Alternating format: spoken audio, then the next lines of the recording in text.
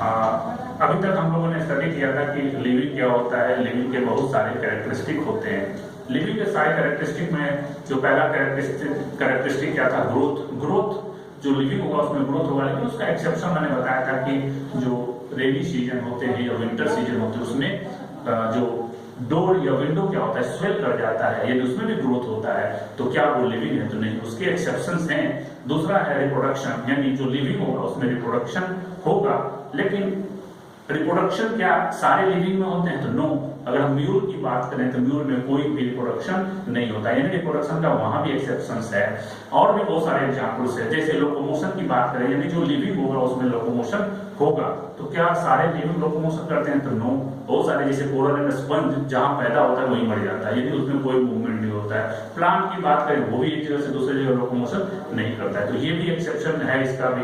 लेकिन ये कैरेक्टरिस्टिक है बहुत हद तक लिविंग को डिफाइन कर देता है। फिर चौथा मैंने बताया था सेंस ऑर्गन, यानी सेंस उसमें होगा, तो उसका भी एक्सेप्शन मैंने बताया था। यानी अगर कोई लिविंग होगा तो उसमें सेंस होगा, यानी टच करेंगे तो उसको पता चलेगा कि हाँ भाई कोई चीज हमें टच हो रहा है, तो वो उसको बोलते हैं सेंस ऑर्गन।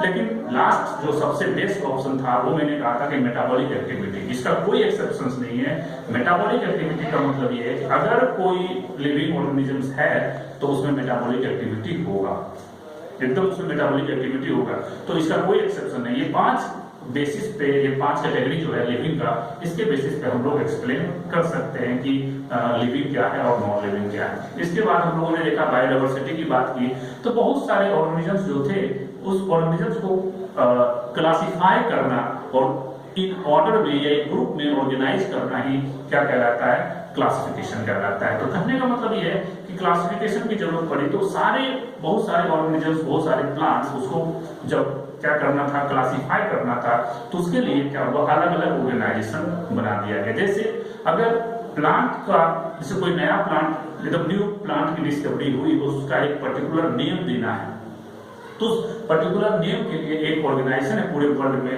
ICBM। यानी प्लांट अगर है तो ICBM का मतलब होता है international code for botanical nomenclature. याद रखिएगा, यहाँ से क्वेश्चन नीट में पूछा गया है कि शॉर्ट में बोल देगा ICBM का फुल फॉर्म क्या होता है, तो international code for botanical nomenclature. C का मतलब कुछ और कर देगा, तो ये ध्यान रखना है, international code for botanical nomenclature. Okay, इसके बाद आता है जूलॉजी में, अब जितना भी एनिमल्स की डिस्कवरी होगी, तो एनिमल की डिस्कवरी जब होगी तो उसमें क्या होता है कि उसके लिए ICZN यानी international code for zoological nomenclature. तो जूलॉजिकल नोमेनक्लेचर में क्या होता है कि जितने भी प्लांट्स की डिस्कवरी होगी वो वही ऑर्गेनाइजेशन उसका एक पर्टिकुलर नेम देगा, जिसको हम लोग बोलते हैं साइंटिफिक नेम, या उसको क्या बोलते हैं, वैज्ञानिक नाम। हिंदी में बोलते हैं वैज्ञानिक नाम, या यूं कह सकते हैं यूनिवर्सल नेम, जो उस पूरे वर्ल्ड में उसका वही नाम होगा, तो ये देते हैं। उसी से वायरस है तो ICVN यानी international code for viral nomenclature. Bacteria है ICBN international code for bacterial nomenclature. इस तरह से बहुत सारे ऑर्गेनाइजेशन है जो पर्टिकुलर प्लांट हो या एनिमल हो, वायरस हो, बैक्टीरिया हो, उसका नोमेनक्लेचर करते हैं। ठीक है, तो ये सारा, इसके बाद हम लोगों ने देखा कि कोई भी ऑर्गेनिजम्स जो डिस्कवरी हो रही है उसका एक पर्टिकुलर नोमेनक्लेचर देना, जिसको साइंटिफिक नेम बोलते हैं। वो साइंटिफिक नेम इसलिए दिया जाता है ताकि किसी भी वर्ल्ड के हम किसी भी कोने में चले जाएं तो उसका उसी नाम से उसको कॉल किया जाए। जैसे अब आम की बात करें या बहुत सारे ऐसे तालाब की बात करें, या तालाब में बहुत सारे जो ऑर्गेनिजम्स है तो उसका अलग अलग नोमेनक्लेचर। जैसे कि एक जलकुंभी होता है, तो जलकुंभी हिंदी में क्या बोलते हैं, उसको जलकुंभी बोलते हैं। इंग्लिश में क्या बोलते हैं, वाटर हाइसिंथ बोलते हैं। साइंटिफिक नेम उसका क्या है, वाटर हाइसिंथ बोलते हैं। तो उसका बहुत तरह का नाम लिया जाता है। जैसे मैंगो की बात करें तो इंग्लिश में मैंगो बोलते हैं, हिंदी में आम बोलते हैं। कहीं आप तो अगर और इंडिया किसी कोने में, इंडिया के किसी कोने में चले जाएंगे तो आम का डिफरेंट नोमेनक्लेचर है, और फ्रेंच में कुछ और आम का नाम होगा, या रसिया चले जाए तो वहां आम का अलग नाम होगा। तो इससे क्या हुआ कि बहुत सारी प्रॉब्लम्स आ रही थी। इसके लिए सबसे पहले क्या किया कि नहीं, एक इंटरनेशनल कोड बनाया गया कि नहीं भाई, अब इसका एक साइंटिफिक नाम देना पड़ेगा। अगर बॉटनी का है तो बॉटनी में दिया जाएगा, यदि प्लांट का है तो प्लांट में दिया जाएगा, एनिमल में है तो एनिमल में दिया जाएगा। क्लियर? तो इसी में सबसे पहला अटेम्प्ट लेने वाले थे साइंटिस्ट कैरोलस लिनियस। उन्होंने क्या किया था, जो नोमेनक्लेचर का दिया था कि बाइनोमियल नोमेनक्लेचर। बाइनोमियल नोमेनक्लेचर में ये कहा गया है कि किसी भी ऑर्गेनिजम्स का दो नाम होगा। पहला नाम जो होगा वो जीनस होगा और दूसरा नाम जो होगा वो स्पेसीज का होगा। ठीक है, इसका ये रूल था। दूसरा रूल उन्होंने ये बनाया कि जो दोनों नाम लिखा जाएगा वो इटैलिक्स में लिखा जाएगा, और अगर आप इटैलिक्स में नहीं लिख सकते हैं तो उस दोनों को अलग अलग, यानी जीनस को अलग से और स्पेसीज को अलग से अंडरलाइन हम कर देंगे। तीसरा उन्होंने ये कहा कि जीनस जब भी स्टार्ट होगा कैपिटल लेटर से स्टार्ट होगा और जो स्पेसीज है वो स्मॉल लेटर से स्टार्ट होगा। ठीक है, तो ये हुआ। और चौथा नियम उन्होंने ये बताया कि अगर जो साइंटिस्ट उसको डिस्कवर किया है उसको शॉर्ट फॉर्म, जिसको बोलते हैं एब्रिविएटेड फॉर्म, उसका नाम साइड में लिख देना है। ठीक है, तो इस तरह से उसका पूरा कोई भी ऑर्गेनिज्म का उसका नोमेनक्लेचर हो जाएगा। ठीक है, तो इसी तरह से उन्होंने बाइनोमियल नोमेनक्लेचर के बारे में बताया। किसने दिया था, क्या नाम है, कैरोलस लिनियस ने। तो यहां से भी डायरेक्ट क्वेश्चन पूछा जाएगा। आप 11th का पेपर देंगे तो 11th के पेपर में ये पूछेगा कि बाइनोमियल नोमेनक्लेचर को एक्सप्लेन कीजिए। तो 3 नंबर या 5 नंबर का क्वेश्चन रहेगा, तो उसको इसी तरह से पूरा एक्सप्लेन आपको करना है। ठीक है, इसमें आप एक और चीज क्वेश्चन फंसाएगा कि इटैलिक्स हम यूज करते हैं। तो इटैलिक्स इसलिए यूज करते हैं कि इटैलिक्स डेड लैंग्वेज है, मतलब जो पहले अब यूज होता था अब उसका कोई यूज नहीं होगा और पूरे वर्ल्ड में उसको यूज करने वाला कोई नहीं है। तो इटैलिक्स का ये फायदा है कि डेड लैंग्वेज है, उसको कोई यूज नहीं कर रहा है, तो आप यूज करके एक नया वर्ड दे दीजिए, इसीलिए इटैलिक्स में उसको लिखा जाता है। ठीक है, अब बात करें नोमेनक्लेचर हो गया। अब उसके बाद एक साइंटिस्ट थे सिंपल, उन्होंने क्या किया था, पहले सिस्टमैटिक्स, क्लासिफिकेशन, टैक्सोनॉमी, ये सब एक ही ब्रांच को कहा जाता था। बाद में सिंपल ने इसको क्या किया, अलग अलग ग्रुप में बांटा कि नहीं, जो क्लासिफिकेशन होता है वो अलग होता है। क्लासिफिकेशन में हम लोग क्या पढ़ते हैं, प्रिंसिपल्स के बारे में पढ़ते हैं, किसी भी ऑर्गेनिजम्स को कैसे क्लासिफाई करना है उसको बोलते हैं क्लासिफिकेशन। यानी basic the branch of science in which we study about the principles to categorize the organisms is called classification. टैक्सोनॉमी की बात करें तो ये हो गया, टैक्सोनॉमी की बात करें तो टैक्सोनॉमी में क्या था कि जो ऑर्डर, ग्रुप का ऑर्डरिंग करना ही क्या कहलाता है, टैक्सोनॉमी कहलाता है। ऑर्डर में जो एक जैसा ऑर्गेनिजम्स उसको एक ग्रुप में रखेंगे, जो और उससे थोड़ा सा अलग है उस मतलब इस ग्रुप को एक जैसा होना चाहिए, ये ग्रुप और इस ग्रुप में सिमिलरिटी नहीं होनी चाहिए, अलग अलग ग्रुप होने चाहिए। तो इस तरह से बहुत सारे अलग अलग ग्रुप बनाया गया, इसी को क्या बोला गया, टैक्सोनॉमी। उसी में एक और बाद में सिस्टमैटिक्स की बात करें तो सिस्टमैटिक्स में सारा ब्रांच आ गया, यानी क्लासिफिकेशन और टैक्सोनॉमी की स्टडी हम जिसमें करते हैं उसको क्या बोलते हैं, सिस्टमैटिक्स। और जो साइंटिस्ट सिस्टमैटिक्स की स्टडी करता है उसको बोलते हैं सिस्टमैटिस्ट, टी लगाते हैं, सिस्टमैटिस्ट। तो ये उसको टैक्सोनॉमिस्ट भी बोलते हैं। तो सिस्टमैटिस्ट या टैक्सोनॉमिस्ट एक ही चीज है। तो इसको सबसे पहले एक्सप्लेन करने वाले साइंटिस्ट का नाम था, तीनों को अलग अलग, वो थे सिम्पसन, SHIMPSON, सिम्पसन साहब। तो सिम्पसन साहब ने सबसे पहले इसको क्या किया, एक्सप्लेन किया। तो यहां तक हम लोग अभी तक स्टडी कर चुके थे।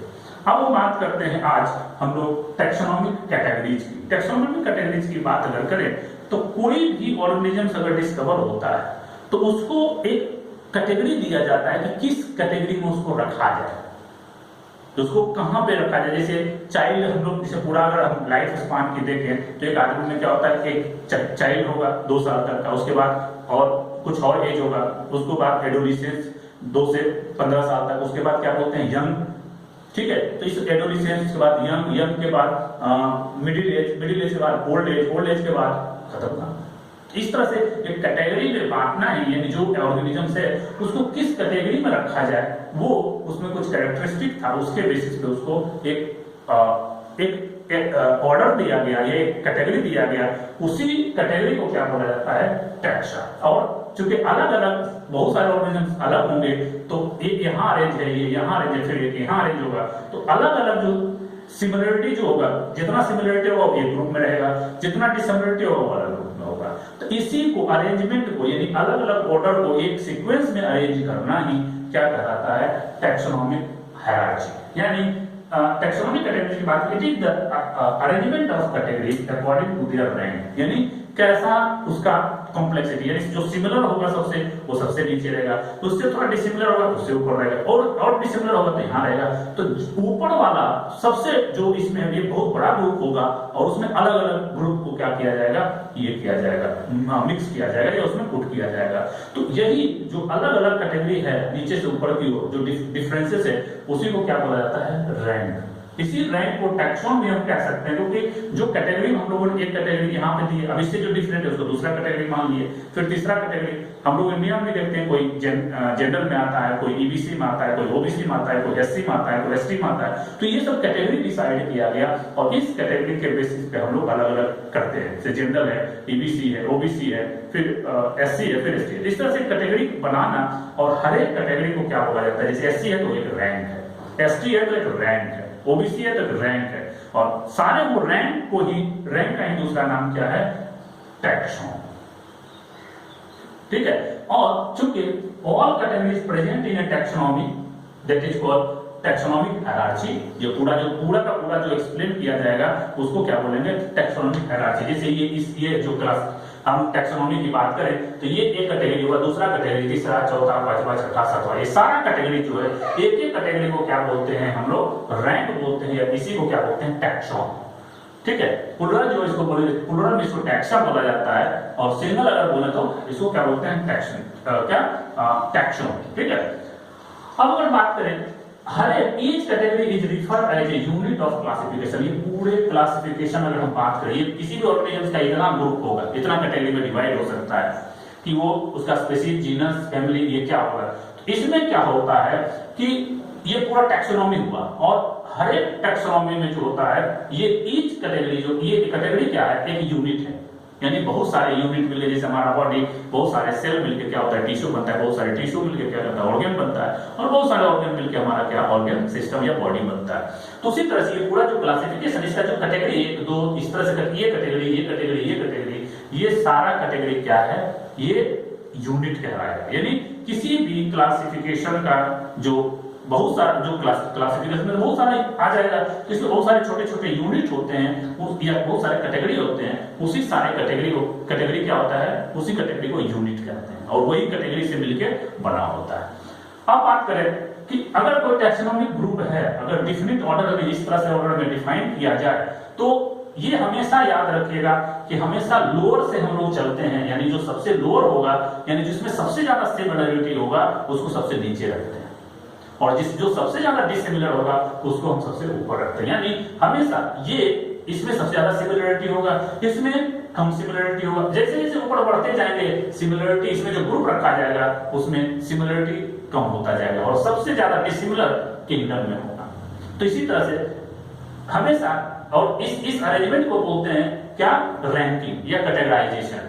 अब जो लोअर कैटेगरी है ये सबसे ज्यादा, तो लोअर रैंक में जो होगा इसमें सिमिलरिटी सबसे ज्यादा होगा, और हमेशा हम लोअर रैंक से हायर रैंक की तरफ चलते हैं।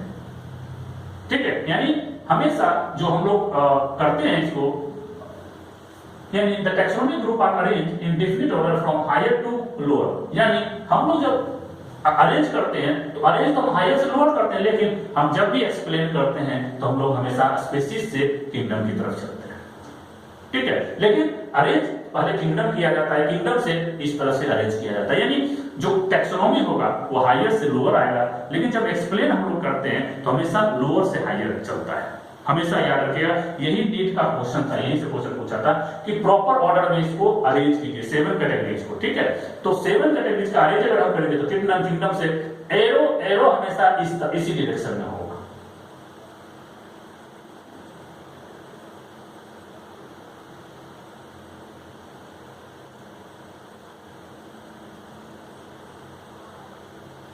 ठीक है। तो ये कैटेगरी हमेशा, ये जो होगा ये हमेशा याद रखिएगा, इस तरह से होता है।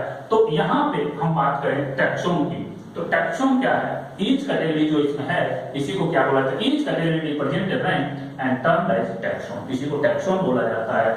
जैसे एग्जांपल इंसेक्ट की बात करें तो इंसेक्ट, जितने भी इंसेक्ट है उसको एक ग्रुप में रखा जाता है, और इसलिए एक ग्रुप में रखा जाता है कि सारे इंसेक्ट का एक कैरेक्टरिस्टिक होता है, उसमें क्या होता है, 3 पेयर्स ऑफ लेग्स होता है, यानी टोटल 6 लेग्स होते हैं, यानी 3 पेयर्स ऑफ लेग्स। इसीलिए जो इंसेक्ट है ये it is a category of rank, यानी ये 3 3 पेयर जो लेग्स है वो उसको एक अलग कैटेगरी में डालने के लिए रिस्पॉन्सिबल है। यानी जितना भी 3 पेयर लेग वाला है उसको एक में रख लो, यानी 3 पेयर जो हुआ वो ये इंसेक्ट हम कह सकते हैं। इंसेक्ट क्या हुआ, एक रैंक हुआ, एक कैटेगरी हुआ। ठीक है, टाइगर है, जितना टाइगर को एक ग्रुप में रख देंगे उसको क्या बोलेंगे, category of tiger, a category of lion, a category of dog, a category of cat, a category of human beings. इस तरह से उसको क्या बोलते हैं, कैटेगरी। अब अगर हम बात करें कि टोटल कैटेगरीज जो किसी भी टैक्सोनॉमी में प्रेजेंट होता है, किसी भी क्लासिफिकेशन में प्रेजेंट होता है, जब किसी ऑर्गेनिज्म को क्लासिफिकेशन करते हैं, क्लासिफाई करते हैं, तो उसमें 7 कैटेगरीज इन्वॉल्व होता है, याद रखिएगा। लेकिन यहाँ जो एरो है, ये एरो बिल्कुल ये क्या बोलते हैं, जनरल टर्म में यूज किया जाता है, लेकिन अगर हम साइंटिफिक टर्म बोले तो ये एरो उल्टा हो जाएगा, यानी ये एरो इस तरह से होगा।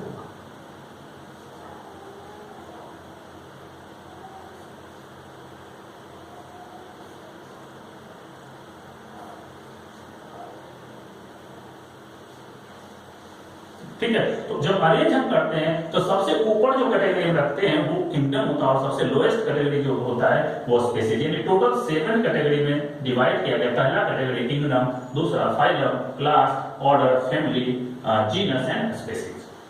इसमें ये अरेंजमेंट, लेकिन अगर हम अरेंज करते थे हमेशा हम लोग ऐसे तो लिखने का हम हायर से लोअर की ओर क्लासिफिकेशन में लिखते हैं, लेकिन जब अरेंज करने का होता है हमेशा एरो स्पीसीज से जीनस, क्योंकि बहुत सारा स्पीसीज मिलाएंगे तो जीनस बनेगा, बहुत सारा जीनस मिलाएंगे तो फैमिली बनेगा, बहुत सारा फैमिली मिलाएंगे तो ऑर्डर बनेगा, और बहुत सारा ऑर्डर मिलाएंगे तो क्लास बनेगा, और क्लास से क्या होगा, फाइलम, फाइलम बहुत सारा फाइलम मिलेगा तो किंगडम बनेगा। ठीक है, तो ये 7 कैटेगरीज किसी भी क्लासिफिकेशन के लिए, किसी भी ऑर्गेनिज्म का क्लासिफिकेशन अगर करना है तो ये 7 क्या है कैटेगरीज में इसको डिवाइड किया गया है। इसमें सबसे जो हाईएस्ट रैंक होगा या कैटेगरी होगा वो किंगडम होगा, और सबसे जो लोएस्ट होगा उसको स्पीसीज बोलते हैं। क्लियर। इस केस में फाइलम है, फाइलम अगर हम इस्तेमाल करते हैं किसी भी ऑर्गेनिजम्स के लिए तो इसका मतलब वो एनिमल्स होगा। एनिमल्स के लिए हम फाइलम यूज करते हैं, और अगर प्लांट है, यानी in case of plant division is used as categories in place of phylum। phylum जहां हम यूज करते हैं, यानी phylum is used for animal not for plant। अगर plant होगा तो इस phylum के जगह पे हम लोग क्या लिख देते हैं, division। क्लियर। तो ये अरेंजमेंट हमेशा याद रखना है, और सबसे जो लोएस्ट कैटेगरी होगा वो लोएस्ट कैटेगरी क्या होगा, स्पीसीज का होगा। तो ये हम कह रहे हैं कि कोई भी ग्रुप है, जितना भी ये ग्रुप अरेंज किया हुआ है, इस ग्रुप में जैसे अगर स्पीसीज होगा तो इसमें सिमिलर कैरेक्टर सबसे ज्यादा होगा, और जैसे जैसे हम स्पीसीज से किंगडम की तरफ मूव करते हैं सिमिलर कैरेक्टर कम होता जाता है, या यूं कह सकते हैं डिक्रीजिंग स्पेसिफिसिटी, यानी स्पेसिफिक कैरेक्टर आपस में जो होगा वो डिक्रीज करता जाएगा, और यहाँ पे बहुत कम स्पेसिफिसिटी रहेगी। और ऊपर से नीचे जैसे ही आते हैं इस ओर, तो यहाँ पे सबसे कम सिमिलरिटी होगा, या यूं कह सकते हैं स्पेसिफिसिटी या सिमिलरिटी, दोनों एक ही चीज है। ऊपर जैसे जैसे जाएंगे सिमिलरिटी अलग अलग, यानी ज्यादा डिसिमिलर होता जाएगा, और ऊपर से नीचे जैसे जैसे आएंगे तो सिमिलर कैरेक्टर मिलता जाएगा। तो ये रैंक है। रैंक यहाँ से नीट में क्वेश्चन पूछा था कि जो 7 कैटेगरीज है वो कैसे अरेंज होता है, तो इस याद रखिएगा हमेशा स्पीसीज से शुरू करिएगा, और अगर मान किंगडम से शुरू किए हैं तो एरो हमेशा उल्टा दीजिए। ये एरो हमेशा स्पीसीज से किंगडम की तरफ होना चाहिए। आप पहले किंगडम को ही लिखिए, कोई दिक्कत नहीं, लेकिन एरो उल्टा। लेकिन अगर स्पीसीज से आप लिखें तो एरो इस तरह से बढ़ता जाएगा, यानी किंगडम की तरफ एरो हमेशा होना चाहिए। ठीक है, और इसी में एक यहाँ से नीट में क्वेश्चन पूछा था, स्पीसीज, स्पीसीज के बाद जीनस, जीनस के बीच में ये एक और कैटेगरी आता है कास्ट, इसी को ट्राइब्स बोलते हैं। ठीक है, कास्ट या ट्राइब, यानी स्पीसीज, जीनस, फिर कास्ट, फैमिली, ऑर्डर, क्लास, यानी कास्ट या ट्राइब्स, इसको अलग बोलते हैं। फिर class, phylum, kingdom. Phylum animal के लिए इस्तेमाल करते हैं, और डिवीजन प्लांट के लिए इस्तेमाल करते हैं। इसको याद करने के लिए एनसीईआरटी ने छोटा सा यूज किया है, कीप पॉट क्लीन और फैमिली गेट सिक। आप बर्तन साफ रखिए, नहीं तो आपकी फैमिली बीमार पड़ जाएगी, यानी कीप पॉट क्लीन और फैमिली गेट सिक। तो इसका फर्स्ट लेटर सबका देखिए, के for kingdom, P for phylum. अब फाइलम को डिवीजन में इतना दिमाग रखना कि फाइलम एनिमल के लिए, डिवीजन प्लांट के लिए इस्तेमाल करते हैं। क्लास, क्लीन, क्लीन से पहला लेटर क्लास, क्लास का और मींस ऑर्डर, ऑर्डर के बाद फैमिली, फैमिली आ गया, गेट जी जीनस, और स्पेसिस का मतलब ये सिक का पहला लेटर क्या हुआ, स्पेसिस। तो इस तरह से कैटेगरीज को, ये पूरे जो क्लासिफिकेशन का हायरार्ची है, हायरार्ची मतलब वही होता है कैटेगराइजेशन। तो ये हायरार्ची क्या है, ये इस तरह से अरेंज किया जाता है, इसको याद रखिएगा। टैक्सोनॉमिक कैटेगरीज का हायरार्ची इसी को बोलते हैं। और हमेशा as we go from lowest rank to species towards kingdom, यानी इधर से हम लोग किंगडम की तरफ जैसे जैसे जाते हैं वैसे वैसे number of similar character decrease, यानी सिमिलर कैरेक्टर यानी कहने वाला डिसिमिलरिटी बढ़ता जाएगा और सिमिलर कैरेक्टर घटता जाएगा। तो इसीलिए कहा जा सकता है कि स्पेसीज में जितने भी ग्रुप होंगे, जितने भी ऑर्गेनिजम्स होंगे, आपस में बहुत ज्यादा सिमिलरिटी होगा, और फाइलम में जितने भी एनिमल्स या प्लांट्स होंगे आपस में वो क्या होगा, उसमें बहुत ज्यादा डिसिमिलरिटी होगा। क्लियर। अब बात करें एक एक करके, अब हम लोग ये 7 कैटेगरी जो है उसको, उसके बारे में थोड़ा डिस्कस करें। तो सबसे जो लोएस्ट रैंक पे होता है, हम लोग हमेशा सबसे लोएस्ट रैंक से हाईएस्ट रैंक की तरफ चलते हैं। तो लोएस्ट रैंक की अगर बात करें, स्पेसीज, सबसे पहले इस टर्म को, जो स्पेसीज कॉन्सेप्ट देने वाले साइंटिस्ट का नाम था अर्नस्ट मेयर। मेयर ने सबसे पहले इसको दिया था स्पेसीज क्या होता है। इसमें ये बोला गया कि सबसे जो यूनिट होगा, जो बेसिक यूनिट, जैसे हमारे बॉडी का बेसिक यूनिट क्या है, cell. Cell is the structural and functional unit of body. तो कोई भी जो इस क्लासिफिकेशन का जो सबसे यूनिट होगा, मेन यूनिट या basic unit, that is a species. और किसी भी टैक्सोनॉमी को समझने के लिए सबसे पहले हमें स्पेसीज के बारे में जानना बहुत जरूरी है। So it is called basic unit to understand the taxonomy. और स्पेसीज में क्या है, इसमें उस ग्रुप को रखा गया जो आपस में बाहर से देखने में एक जैसा दिखे। जैसे बहुत सारे आदमी को एक साथ रख दीजिए, बहुत सारे कुत्ता को एक साथ रख दीजिए, बहुत सारे बिल्ली को एक साथ रखिए, तो सारे का देखिएगा मॉर्फोलॉजी लगभग मिलेगा। That is called similar morphological character. यानी स्पेसीज में अगर बहुत सारा सेम स्पेसीज है तो उस स्पेसीज का मॉर्फोलॉजिकल कैरेक्टर क्या होगा, सिमिलर होगा, सबसे ज्यादा सिमिलरिटी होगी। सो ये, और दूसरा कैरेक्टरिस्टिक स्पेसीज का ये होगा कि जो स्पेसीज होगा वो आपस में ब्रीड कर सकता है और ऑफस्प्रिंग पैदा कर सकता है, वो अपने जैसा ऑफस्प्रिंग पैदा कर सकता है अगर सेम स्पेसीज है। तो अगर स्पेसीज अलग हो जाएगा तो चांस है वहां पे जो क्या नाम है ऑफस्प्रिंग पैदा होगा वो डिफरेंट हो सकता है या पैदा नहीं हो सकता। ज्यादा केस में नहीं होता है लेकिन कुछ केस में होता है। जैसे म्यूल की बात करें, अलग अलग स्पेसीज है लेकिन फिर भी वहां ब्रीड होता है, लेकिन वहां केस में ये जो ऑफस्प्रिंग होगा, ये ऑफस्प्रिंग क्या होगा, फर्टाइल होगा। ये ऑफस्प्रिंग क्या होगा, फर्टाइल होगा। लेकिन जो वहां है, जो अलग अलग स्पीशीज से होगा, वो जनरली क्या होगा, इनफर्टाइल होगा, यानी वो फर्टाइल नहीं होगा, यानी वो आगे कोई भी ऑफस्प्रिंग प्रोड्यूस नहीं करेगा। तो ये स्पीशीज का कैरेक्टर है कि ये कैरेक्टरिस्टिक उसमें होने चाहिए, मॉर्फोलॉजिकली सिमिलर होना चाहिए। उससे भी ज्यादा जरूरी है कि उसमें ब्रीडिंग होनी चाहिए और जो ऑफस्प्रिंग हो, फर्टाइल ऑफस्प्रिंग प्रोड्यूस होना चाहिए, तभी हम उसको स्पेसीज कहेंगे। एग्जांपल की अगर बात करें, बहुत सारे एग्जांपल्स हैं बाइनोमियल नोमेनक्लेचर के हिसाब से लिखेंगे। जैसे कि मैंगो, मैंगो क्या है इंग्लिश नेम है, लेकिन इसका साइंटिफिक नेम क्या हुआ, जिसको ICBN ने इसको प्रूफ किया है, मैंगीफेरा इंडिका। मैंगीफेरा क्या है, M कैपिटल, और ये हुआ मैंगीफेरा क्या हुआ, स्पेसीज, सॉरी जीनस, और इंडिका क्या हुआ, स्पेसीज। यानी बाद में जो नाम लिखा जाता है इंडिका, क्योंकि इंडिका टर्म इंडिया से आया था, इसलिए डिस्कवरी सबसे पहले इंडिया में हुआ था, इसलिए इसको ज्यादातर मैंगो का स्पेसीज इंडिया में मिलता है, क्योंकि ये गर्मी का है और सबसे ज्यादा जो फेवरेबल समर है वो इंडिया में चूंकि होता है। मैंगो का फ्रूट ज्यादातर इंडिया में प्रोड्यूस होता है, इसलिए इसका नाम इंडिका रखा गया। और भी बहुत सारे हैं, मैंगीफेरा अमेरिकाना भी होता है, या जो अमेरिका में आम है या कहीं और है तो उसके हिसाब से नाम रखा गया। तो इंडिका सबसे फेमस है मैंगो का। तो मैंगीफेरा इंडिका, मैंगीफेरा कैपिटल में, इंडिका स्मॉल में, और M जीनस का नाम है। तो जीनस क्या करते हैं, पहला लेटर कैपिटल से, तो जीनस का M और स्मॉल लेटर I से, यानी स्पेसीज का जो नोमेनक्लेचर करते हैं वो स्मॉल लेटर से करते हैं, और इसको दोनों का जो लीनियस का बाइनोमियल नोमेनक्लेचर था। उसके बाद हम लोगों ने क्या किया, क्योंकि इटैलिक्स हम हाथ से नहीं लिख सकते, इसीलिए हमने क्या किया, इसको अंडरलाइन अलग अलग किया। ये लाइन अलग है, ये लाइन अलग है, ठीक है। इसी तरह पोटैटो का साइंटिफिक नेम जो दिया गया, क्योंकि ये भी प्लांट है, इसका भी नोमेनक्लेचर किया गया, इंटरनेशनल कोड फॉर क्या, बॉटनिकल नोमेनक्लेचर, ये दोनों करेगा। इसका नाम है सोलेनम ट्यूबरोसम, ये भी बाइनोमियल नोमेनक्लेचर को फॉलो करेगा। अगर हम लायन की बात करें, पैंथेरा जीनस है, लियो क्या है, स्पेसीज, पैंथेरा लियो लायन। इसी में पैंथेरा, तो ये दोनों सेम जीनस है, लेकिन स्पेसीज अलग है, ये लियो है और टाइग्रिस यानी जो टाइगर है उसको टाइग्रिस बोलते हैं, पैंथेरा टाइग्रिस ये टाइगर का साइंटिफिक नेम है। इसमें जितना भी जैसे इंडिका, टिग्रोसम, लियो, टाइगर, ये जितना भी है ये सारा स्पेसीज कहलाता है। क्लियर हुआ? सो कहा गया कि species are the individuals they do not breed with individual of other species, यानी अगर स्पेसीज अलग है तो वो आपस में ब्रीड नहीं करेगा। जैसे पैंथेरा जीनस सेम है लेकिन टाइग्रिस और लियो के बीच में क्या होगा, ऑफस्प्रिंग नहीं प्रोड्यूस होगा, अगर हुआ तो वो इनफर्टाइल होगा, फर्टाइल नहीं होगा।